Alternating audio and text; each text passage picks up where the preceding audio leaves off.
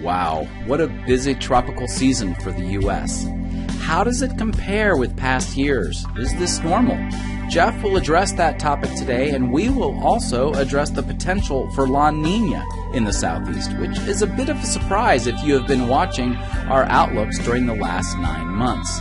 Many topics to talk about in the September edition of the Water Resources Outlook.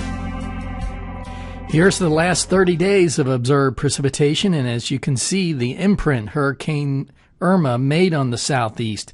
Most of the Florida peninsula with 10 plus inches and some isolated spots with more than 20 inches. Heavy rainfall all the way up the coast into South Carolina. Don't forget the rainfall in early September from remnants of Harvey. That is the area there from the Florida Panhandle up to near Atlanta and west central Georgia with rainfall of 6 to 10 inches. So it's been a busy last 30 days rainfall-wise across the southeast due to tropical systems. And how does this compare to normal? We see the last 30 days here of departures from normal. And as you can expect, September can be a dry month or wet month, depending on how much tropo activity is in the southeast. This year for Florida has been a wet September, as you can see, with all the purple there, indicating 4 to over 8 inches above normal for the last 30 days. North Carolina and Virginia have stayed free of tropical activity so far this year, and as you can see, they're below normal as far as rainfall, so we'll have to watch this area for drought development going into the fall. Speaking about tropical activity, we've seen several storms, including Irma, develop where they typically do in September, well out into the Atlantic off the coast of Africa during the peak tropical storm period in mid-September. But as we go into October, we see this area shrink away from the open Atlantic as far as the typical development areas to closer to the Caribbean and off the east coast of Central America. With the shrinking development area also comes the fact that we are past the peak development time for tropical activity, with a steep slope towards lesser number of storms as we go into the middle and end of October relative to the peak. After the major impact of storms this year from Harvey, Irma, and Maria, hopefully the rest of the season acts like the typical season as you see here, with lesser chances of storms in October and November. We have had 3 storms so far affect the southeast U.S. hydrologically speaking this season: Emily, Harvey, and Irma, bringing plenty of flooding to the region. 3 would be an average season, so if we have any more for the southeast, this would be considered an active season. Last season, we saw 5 storms affect the southeast, so it would be back-to-back active seasons if we get more. This is the first time this would happen since 2004-2005. So how are the rivers looking considering all the rain and tropical storms? Well, as you would expect, pretty much they mimic the rainfall patterns. Stream flows are above normal across the Florida peninsula, as well as the rivers coming out of the North Georgia, such as the Alabama watershed upstream rivers, the Chattahoochee, the Flint River, Ocmulgee, and Oconee, as well as those other rivers are above normal for this time of year.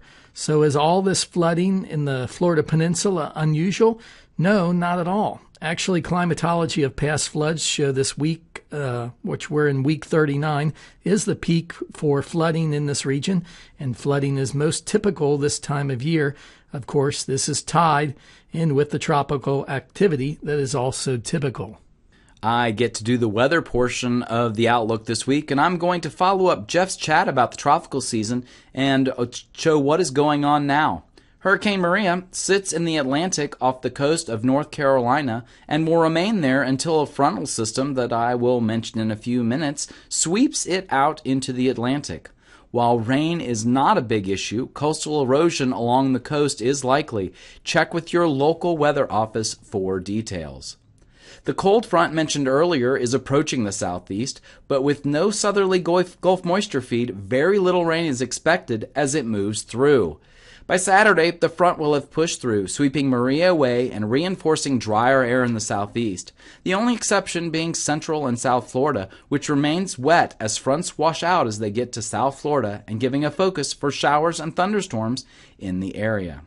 By Tuesday of next week, high pressure dominates the eastern seaboard and dry weather dominates, except in most of Florida, as wet season continues in the area. While the expected rainfall over Florida is not expected to make flooding worse, it does keep things wet and means we will need to continue to watch the tropics for any big rainmakers for the area. With that, here's the 7-day rainfall forecast from the Weather Prediction Center. The large dry area over the southeast is not unusual for this time of year. Fall typically brings dry weather unless we have tropical weather, which the U.S. has seen its share of this year. But as Jeff mentioned earlier, having 3 storms affect the southeast is in the normal range. It looks like we will quiet down for at least the next week or two. Week 2 looked more of the same in the southeast, with wetness in Florida and dryness through the rest of the southeast. Again, this isn't unusual. There isn't any designation of drought in the drought monitor in the southeast, which is why we did not show it this month. Which brings us to our look ahead and the ENSO forecast. Looking back at the mid-February outlook, we were thinking it looked like an El Niño for this fall and winter, and wetness for the southeast. But, as I understand it, that forecast in the late winter or early spring forecast are not very reliable, and I believe I mentioned that when that forecast came out.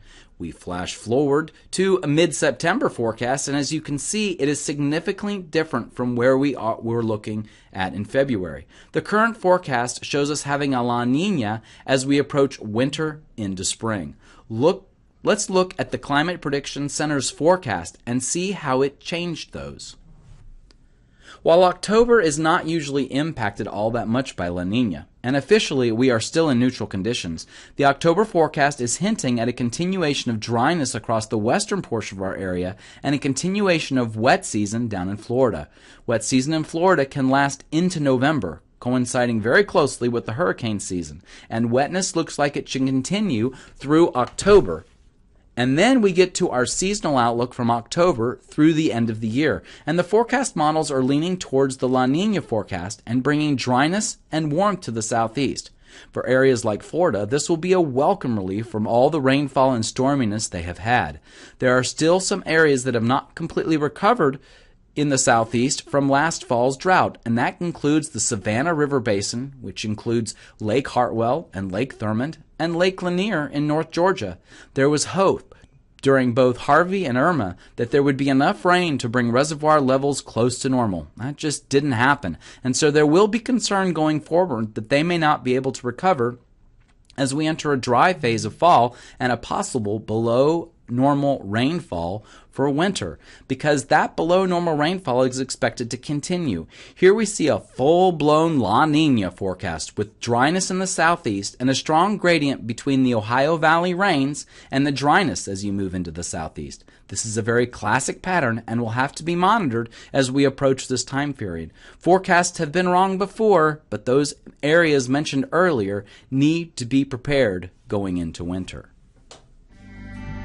And so the bottom line, in the short term, it looks like continued dryness, or at least recent dryness, in the southeast. For the most part, Florida does remain wet. As for the long term, it looks like La Niña may be taking over for winter, which means at least some dryness for the southeast. Thank you for listening to today's Water Resources Outlook. If you need anything in the intervening time between our next Water Resources Outlook, feel free to contact us at the email that you received this from. And our next Water Resources Outlook is expected to be recorded the week of October 23rd. Thank you.